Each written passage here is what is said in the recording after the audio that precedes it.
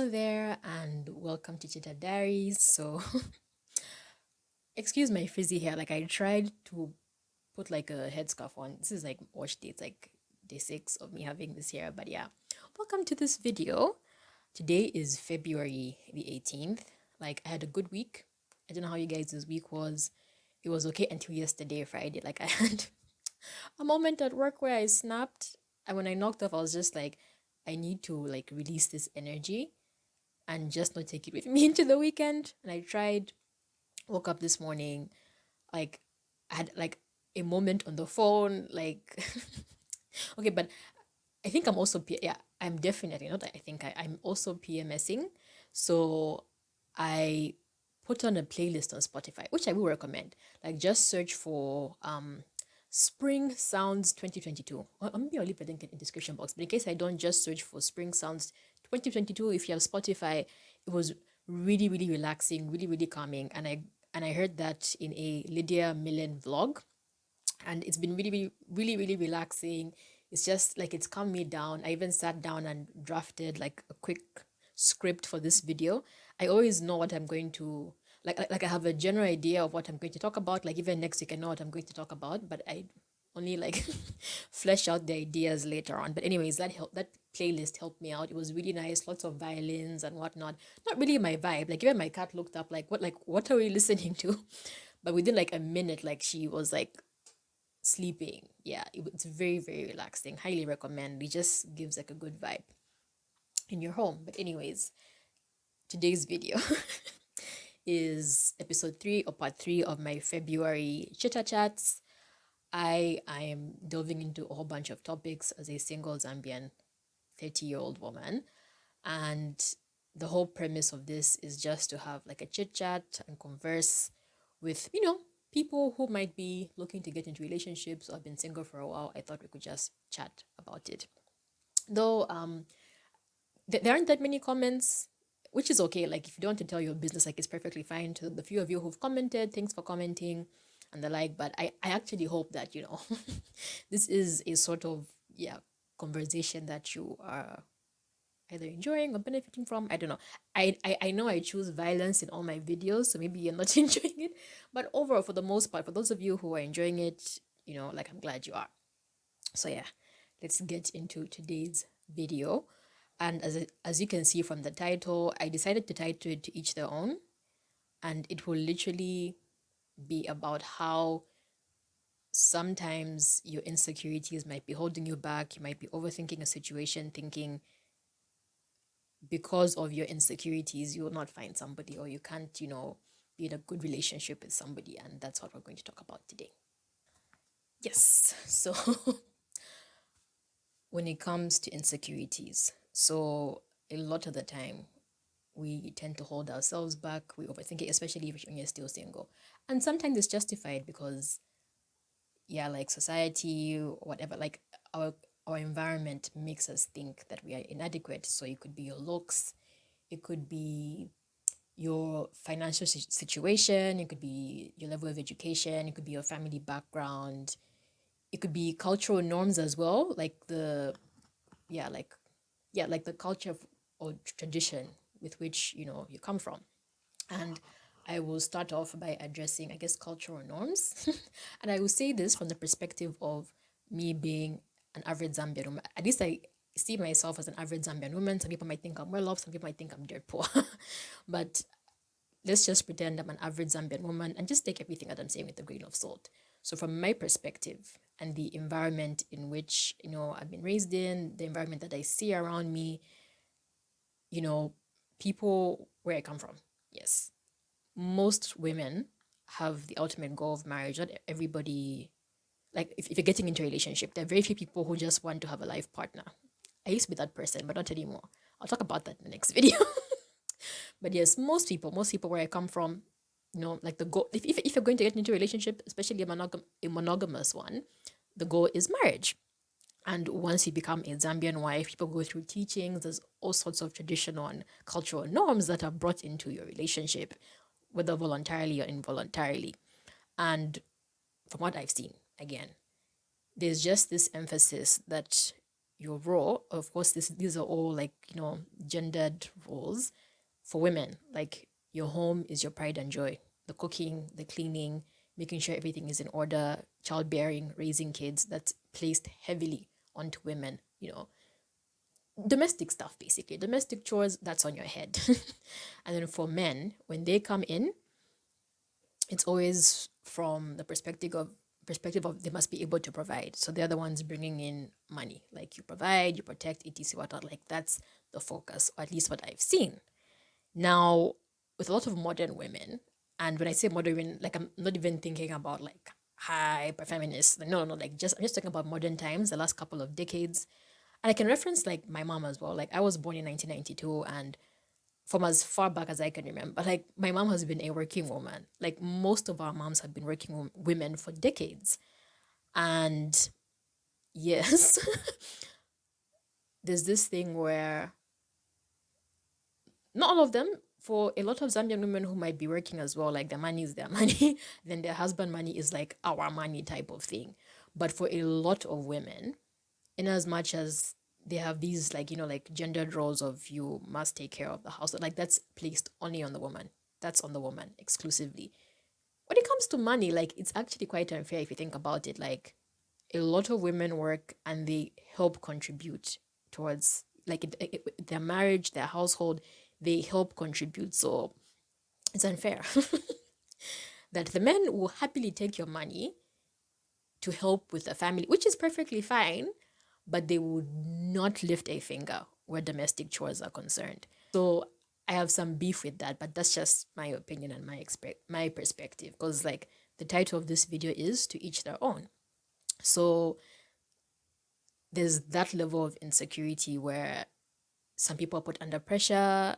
Or some just feel like inadequate and the like, and I will expand on that. So there's the first type of couple where a woman does all the chores. Might have a business or whatnot, who knows, but they aren't necessarily in the corporate workforce. They are like full-time homemakers and they do it well and they love to do it. So I want to list every type of scenario from a positive perspective, saying if you're watching this and that's what you want for yourself, like don't feel bad, don't feel insecure. Like it's possible, it can happen. So there are so many women who are homemakers and it's something that they actually want to do. They will have kids or not, and their men literally account for all the financial obligations in that union. And those exist and it's perfectly fine. And I was somebody who, when I was much younger, because like I said, like I'm 30 now. When I was much younger, you guys, like I used to look at homemakers as people who had no ambition, blah, blah, blah. Like, honestly, if that's what somebody has chosen for themselves, even though in last week's video I talked about the importance of having your own money. Yes, if you're going to be in that least, like side note, have your own money or just have like a plan on the side. I've seen women who do it so well and they are so happy. They are so happy, like they are great moms, they are great wives, and nobody should shame somebody who loves to do that for themselves. Like their love language towards their partner is acts of service. Like if that's your thing, please, like I stand that. And I've been to homes or households where that is what a woman wants to do and she does it well. Like she does it well. But in most instances, that sort of happiness that just comes naturally is in sync with a partner who does provide everything. Like they are providing for all your needs, and that's why you're reciprocating these acts of service. So those couples exist, but like, please, if there's men who are watching this who want this ideal wife who just does everything for them, like be prepared to provide financially and do everything on your own and be happy with that as well, and don't complain if you want somebody like that. So yeah, that's the first dynamic. And I'm just here to say like if that's your thing and the type of woman that you are, like it's perfectly fine. And no one who's has like I am someone who hates chores. So don't let somebody who hates chores come and shame you out of something that you could do and execute absolutely well. So that's the first type of person. The second type of partnership is like an in between, where both parties work and the woman does contribute financially, but she also does house chores and she's okay with it. Okay. And even in this scenario, most of the time I see it with women who have men, like they are happy to provide, they're happy to contribute where you put money together just so they can do more or invest more or just do, but it's men who can actually provide. Again, if someone is happy to do house chores and contribute, it's usually from somebody who, for the most part, is capable, like their male partner is capable of providing if something had to happen to them, but they're happy to do it. I don't know if this makes sense. Even that is perfectly fine. Again, I have friends who are in the workforce and they love to cook. They love to cook. And I've joked about how, like, I've visited some of my friends and I'm like, wow, like, I want a Zambian wife like you. Like, I want a Zambian wife like you because everything is in order. Everything is like you work, you're super educated, you have money of your own. You can be either a side entrepreneur, a side consultant or something, and you also love to cook. You love to take care of your husband. Like you iron his clothes, you would do everything, meal prep for him. Like everything is on point. And it's because you're with a partner who not only provides money for you financially, but respects you and is there for you. And again, like these things just come naturally if you're with somebody who makes you feel good. I beg. Like some of the men who complain about, no, women don't do this for me, women blah, blah, blah. Like how are you treating your women? Are you being disrespectful? Are you this whore who's just running around town on your wife? Like if you're constantly upsetting your wife, if you're disrespectful, if you're just an unpleasant person to be around, you can't expect somebody to somehow cater to you and be nice to you. Of course, a lot of Zambian women are in a trap where they have no choice but to do it because of traditional norms. But for the most part, like where it's a union where women are happy to do it, it's always them reciprocating that sort of energy to partners who treat them well. Okay, so even that is fine. Like I know lots of people are like, don't do the absolute most for, like, please, when people are saying don't do the absolute most, it's usually for partners who are problems. But if you have a good person, okay, if you're happy, someone treats you well, it's perfectly fine. Like if you want to come home every night, like if you have the capacity and the energy to cook yourself a gourmet meal for you and your partner and you're just happy to do chores, like even that is okay. Like I've seen some of my friends do it and they are great at it. Okay, they are phenomenal. So that's the second type of person or the second type of union. The third type is where I think I would fall in if I ever got married, and we are the quote unquote lazy women. Okay. And I saw this TikTok which was so funny. And I think the caption was lazy women get married all the time. And then people were deep in the comments and they weren't calling themselves lazy women, but they were just attesting to how like their laziest friend or their laziest cousin has been in the longest marriage compared to people who break their backs for people who end up, like turning around on them. So let me expand on this one a bit more.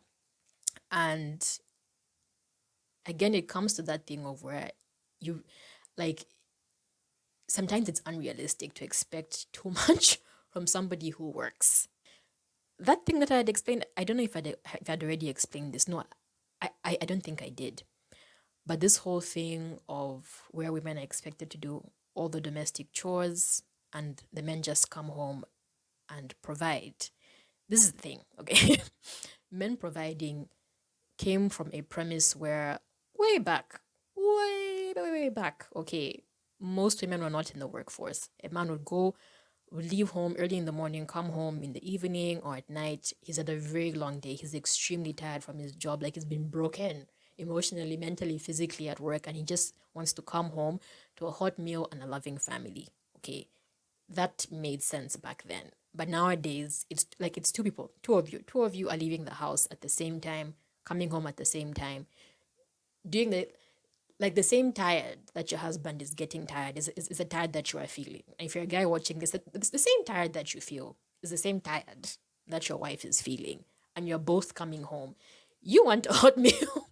So does she. Like, so does she. Okay. But where I come from, it's now put on the woman's head that she needs to. My cat was about to start coughing up her ball. She's behaved herself. The woman is now expected to come home and start doing it. Like she's also tired. Like she's also tired. And if you find somebody, and again, so I just wanted to say this for those of you who get so worried that, you're constantly being shamed for being a lazy woman. Like, if you live alone, so I live alone, I kind of take care of myself in the evenings. Okay, well, let me just be realistic. Most of the time, I don't eat. But like, yeah, like it's understandable. You're tired. Sometimes you're just going to heat up leftovers, or maybe you just cook like a starch to go over with food that you may have cooked during the weekend or when you are free. Like, that is okay in a lot of households who are like on the hush hush, but people get shamed all the time. So this is one insecurity where I'm just like, sis, don't worry. If you find somebody who's understanding, and this is very, very key, if you find somebody who is not understanding, or who comes from a family that I'll talk about later, who is not understanding, you will trap yourself. So it's very, very important to find somebody who will be understanding, who is has that common sense and empathy to know that maybe not everything, like you may not do everything that is domestic, but the house will be in order. But you will figure out a way in which the house is taken care of. But be with a partner who's empathetic, and just for some of the people who are extremely hateful and condescending. There are Zambian men out there who exist. Not a lot of them are out here saying all the things, but they exist. Like, I know people whose spouses literally help them cook dinner, or if their husband comes home before them, like they will start cooking dinner, like they would do it. They help each other wash dishes. They help each other out. They exist. They exist. They're okay with it, but because we're so used to, the whole Zambian a woman must do everything, and I don't know why a lot of Zambian men just feel so emasculated if they're expected to cook. Like, how were you eating before you got married? Like how were you feeding yourself? So yeah, anyways, let me not trigger people or upset them, but I'm just here to say that such people exist. If you do find somebody who is like that, like they exist, like don't feel super insecure about how you don't want that. There are people out there who are not even kind enough. Like it's like it's just the norm, guys. It's just there's people out there who do help their spouses cook and even clean, because they're coming from situations where they were taking care of their own homes, cooking for themselves before they met their spouses. So nothing has changed within the marriage. Like, they've come together, they're taking care of the house together, they're going to work together, they're sharing finances together, and that is perfectly fine. It's perfectly fine, and people are happy. So I'm here to report that the people out there who don't have to wake up at the crack of dawn, and they're perfectly happy. They understand each other. It's a partnership where everybody is fine. I know some people are just looking at me and rolling their eyes. And again, the whole title of this video, to each their own. So if you're somebody who is insecure and you know that you can't manage doing the most like your friends, like some of your friends do, it's okay. Just find somebody who is understanding. Because yes, at this point, it's somebody who is understanding, and you will thrive and you will be okay. And I know people who are quote unquote lazy Zambian women like me, and they have men who adore them, like literally adore them, and it's so cute. And they have this perfect understanding. They are capable of cooking, they are capable of cleaning, but they don't do it every day because it's unrealistic for them. Like, they're coming home tired. They're coming home tired, I beg. So, yeah. So, editing here, I forgot to mention one thing. For the people who have this, like understanding partner, and they're like, at least where I'm from, if you're unable to cook every day or clean every day, you have help. You have help. I could be a maid or whatever, but either your husband is helping you out, or you have a maid who comes in and fills that gap with regards to the chores. So I just thought I should add that in. That's that about that. And in the same vein, if you're somebody where that isn't your thing, like you can't manage to do it every day, but you force yourself to because it's what you're expected to do as a Zambian woman, you start to resent your partner. Like, if you're not somebody who likes to cook every day, because I'm somebody who doesn't like to cook every day. Like, once in a while I might do that. Are you coming back? Sorry, my cat was making noise. She's gone to a different room now. But yeah, like, if you're somebody who is not used to doing that every single day, you're not used to doing all the chores, and someone is just expecting you to cook a gourmet meal when you come home tired, you will start to count the things that you do for your partner. Like you will start counting. But you know those people who always count good deeds. Like they'll do something. They will do something nice for you, and then they'll be like keeping track of everything that they do. You will end up being a very very resentful person. Like if that's not your thing, and you're forcing yourself to be a domestic woman, like you end up resenting your partner. Anyways, that's that about that. Again, I don't want these videos to be too long, and I'm not even halfway done. So that's with regards to people who aren't totally domestic. Like, be a good person. Of course, it's a shared space. Just be with somebody who's a great partner. It's understanding where it's a union. So yeah. And then the last type of person that exists that I've seen is women who don't cook, they don't clean, they don't do any house chores, and their money is their money. They also have partners who provide absolutely everything for them. This is not like a type of union that I would be like, oh, okay, that's great. I think it's like a smidge problematic, but then that's just my opinion, because I'm like, everybody needs to pull their weight in some way. But again, if that's what you want, okay. There are people who are out there who don't even lift a finger. Like they are queens in their households, and they are adored, like they exist. So if that's what you want, just keep looking, you'll find somebody. And there are men who take pride in just paying for everything. Yeah, literally paying for everything. You don't lift a finger. You're not a homemaker. You might have a job and the like, but you're just like, I'm not going to lift a finger. The most I would do, not even the most, but I am already bearing kids, especially for women that decide to have children. I'm going to be out of commission for 9 months, and at least a year afterwards as well. In fact, even 2 years, because kids have really, really wild sleeping partners. Like I meant to say sleeping patterns. I'm already doing that, and that's more than enough. You do the rest in terms of making sure you pay for everything in this household, as well as pay for help. Pay for I will help find the chef, the maid, the etc, the driver, the what. Okay, not the driver, but you know what I mean. Like they will have people who help run things, and they'll be perfectly fine. And I actually know a lot of women who are like this, who don't lift a finger domestically, and they have husbands who love them. And these are like, yeah, like honestly, like they're queens. They're queens. And I don't think I have the confidence to pull off, that sort of vibe. But if you're that type of person and people keep telling you that like a man will get tired of you if you don't, engage in all of this, like trust me, there are people out there who've been married 30, 40 years, and they're perfectly fine. Like they've never lifted a finger. They're taken care of. So even that exists. So sorry for all these random cutouts. But yes, editing again, and I just thought I could expand on this last type of woman as well, and that is, it's women who are very sure of themselves. Like I said, they're very, very confident. They tend to be women who are either like hold high positions at work, or they run businesses of their own, or maybe they run businesses with their partners, but it's women who add a lot of value to their husbands' lives. Of course, like if you're having kids, like that's like the greatest gift you can give a man for the most part. But yeah, it's lots of women, it's women who are very very confident and have a lot of value that they add to the relationship, could be financially or whatever.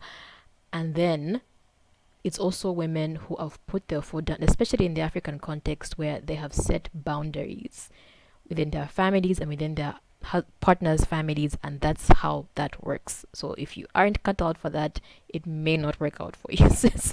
I don't know what to say.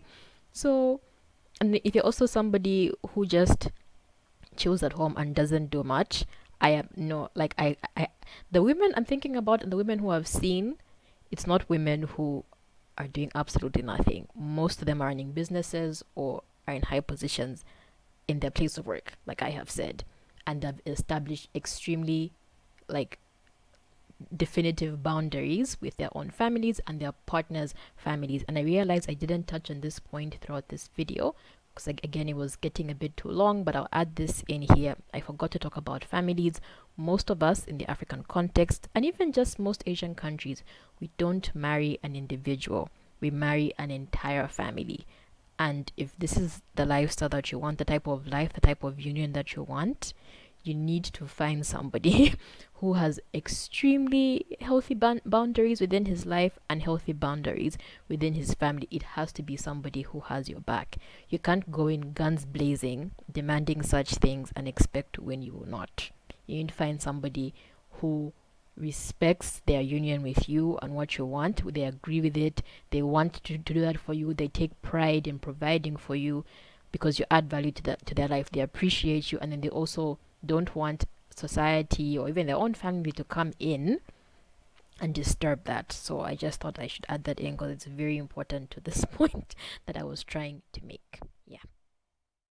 So yeah, that's with regards to the cultural and traditional norms, and then I'll just briefly touch on a few other things before we close off.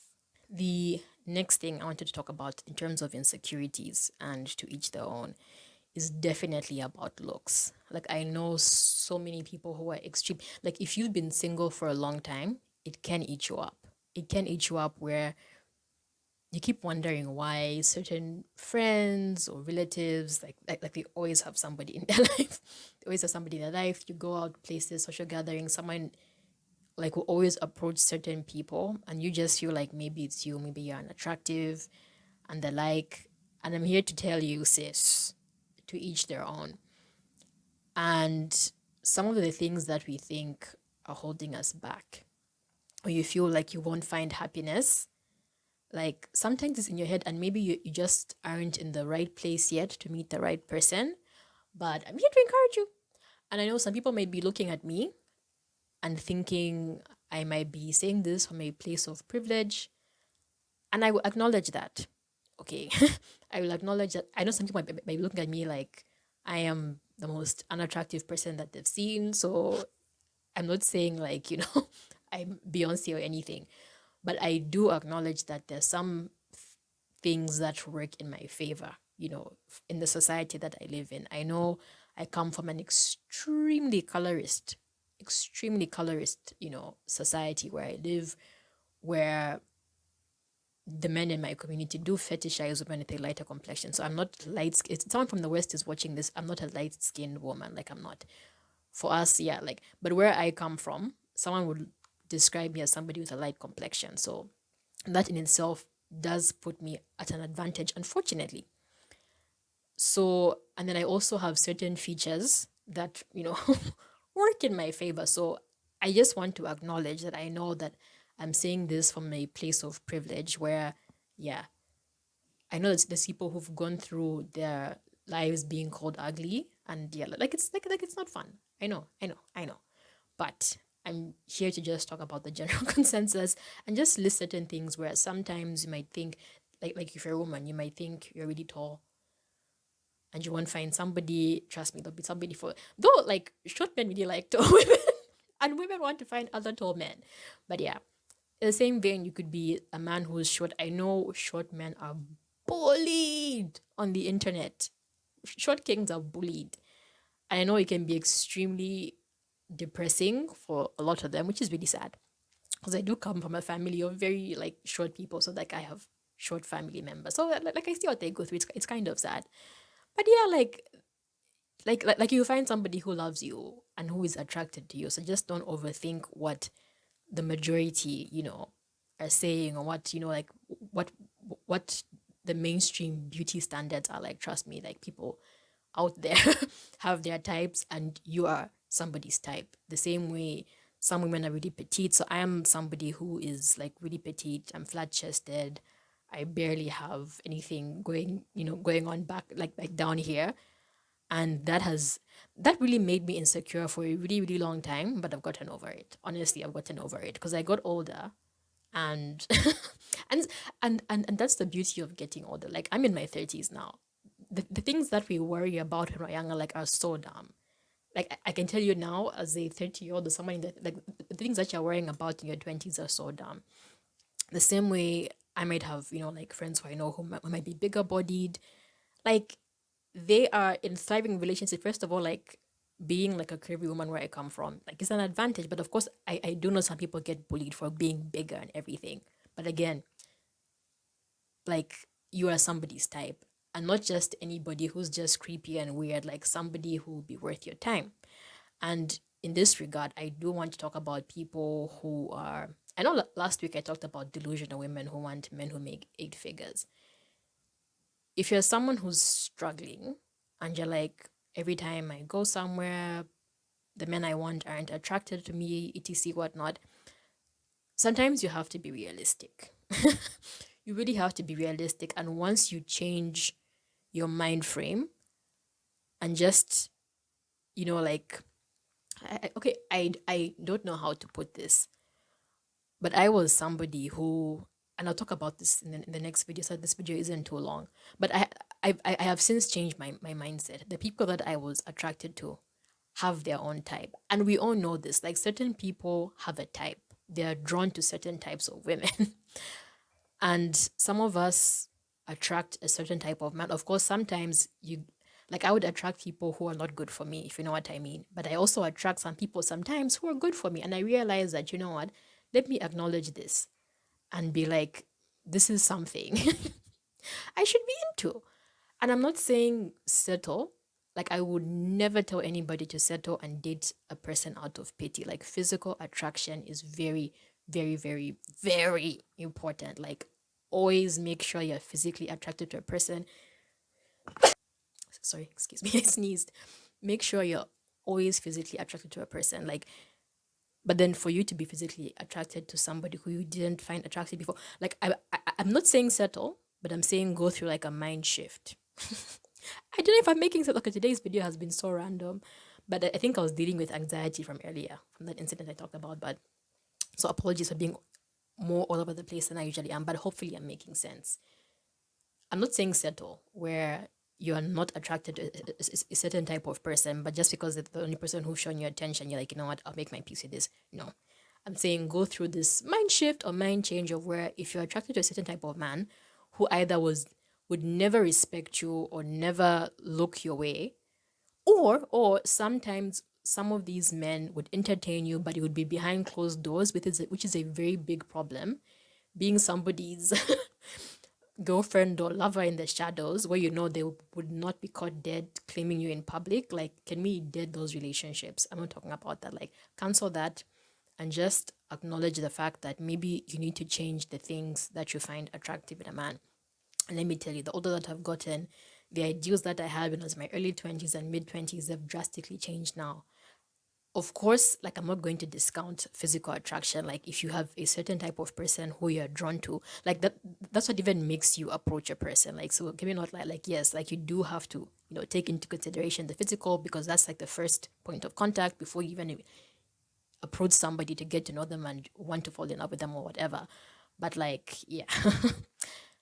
I have definitely changed my mindset, where I told myself people who look like this are found in certain environments, certain social circles.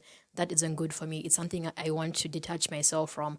And then once I cleansed myself of that ideal, I was now like, there were other things, if that makes sense, that were outside the physical that I found attractive in a man. And once I recognized what those things were and where I would find these people, and then I looked at the people in those ponds, if any of this is making sense, they look a certain kind of way, which is very different from the other type of man. And then your mind just conditions itself to say, oh, you know what? It's no longer people who are gym rats and have 6 packs and are like 6'5", whatever. Like, it's men who are, they may not even be tall men, they may not be muscular, but I'm now finding other things attractive. I don't know if that makes sense. So, in that vein, if you are struggling with a certain type or people that who you're attracted to and you feel like you've been single forever, maybe try that method. And also, don't give up or feel like you don't sub, like you aren't part of what society deems attractive. Trust me, there's somebody for everybody. To each their own. Okay, like, that's the thing with, but to each their own. Somebody will find you attractive. There's somebody out there who loves you. Like, there's so many people who even I thought, like, men who I thought were absolute trolls, but they're married, they have kids, somebody found them, and they're adored. Like, somebody is walking around with that person who I thought I was a troll, and they're like, this is my husband, I love this man. and they're attracted to them. So sometimes it's money, sometimes people are just physically attracted to that person. The same way there are some women who people think are just so unattractive, nobody would want them. And like they have found somebody. Sometimes it's even men who are mainstream attractive, or sometimes who aren't, but they have found somebody and they didn't settle. It's somebody who they met, got to know, they had this connection, this chemistry, and they're happy. So don't give up. That's what I'm saying. Don't give up. Things will work out in your favor. And then I think I don't want this video to be too long. I know I've gone past the whole half-hour mark I'd set for myself for these videos. Apologies.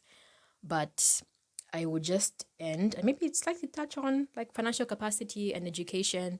Even with this one, like if you feel discouraged that you aren't, at a level that you would want to be for the type of person that you want to attract, with that one, like just like work on it yourself.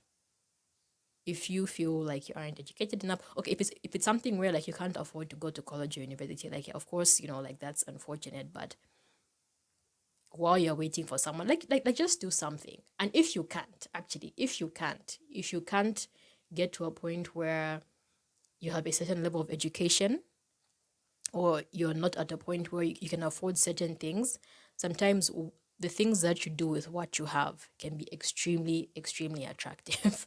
You don't have to be able to afford to buy somebody a brand new car. But if you make a certain amount of money and you just put a lot of thought, okay, as you are courting somebody, that in itself is very, very attractive, and you will find somebody who appreciates you, honestly, truly. If somebody makes you feel bad or somebody makes you feel less than, let them go. And I feel like that's something that a lot of us need to learn to do. Don't hold resent for somebody who talks down what you look like or what you have or what you have going on for yourself. That person just isn't for you, and you should let it go. Let it go, move on.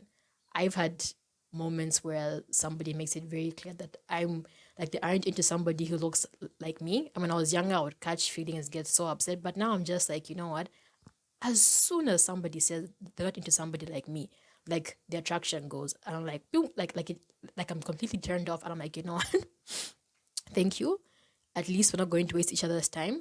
You move on with your life, and so will I. Don't catch too many feelings and be down in the dumps. Let's let people go. If somebody who you wanted or approached said this and that about you, move on. Move on to the next. Like you'll find somebody who appreciates you for where you're at in your life and what you have. It's perfectly fine. But also for the men who are watching this, don't be that man who just accepts somebody for the interim, and then once you're rich, which is what a lot of Zambian men do, like you dump them for the next person. Like that's insulting. It's very, very insulting. And that's why I have this fear of dating people who make less money than me, like because as soon as they get to your level or above, like they'll dump you for. And then yeah, I have this fear. But anyways, it was still like some light encouragement there of not to feel too down about it. Like sometimes yeah, that just isn't your person, and you find someone else along the line who appreciates you for what you are. And yeah, I will end the video here. Apologies, I have a feeling it's like now 40 minutes or more. And I would just say, yeah, to each their own. Don't let your insecurities get, the best of you. Accept yourself for what you are. If you want to do things to enhance yourself or be your best self, do it for you. Don't do it because you're trying to catch a person. Like, changing yourself for somebody and then them doing something to you is the most embarrassing thing to go through. I beg. Like, changing yourself, becoming a completely different, and especially a version of yourself that you aren't even comfortable with, to please somebody so they can be with you, and then they dump you or just betray you over it, is extremely embarrassing and hurtful. So if you're going to change yourself, make sure it's something that you're doing for yourself, or your own self-confidence, for you and not for somebody else or for what you think you might attract. Do it for you, be happy with yourself, and then yeah, then move forward and try and hopefully get into a relationship with somebody. And even then, don't overthink it. Someone isn't attracted to you, just move on, like live in a very, very big world, please. There'll be somebody down the line. And yeah, I will end here. Thank you so very much for watching, and I will see you in the next video, which will be like the last one of the February chit chats. Yeah. So thanks for watching. I'll see you then.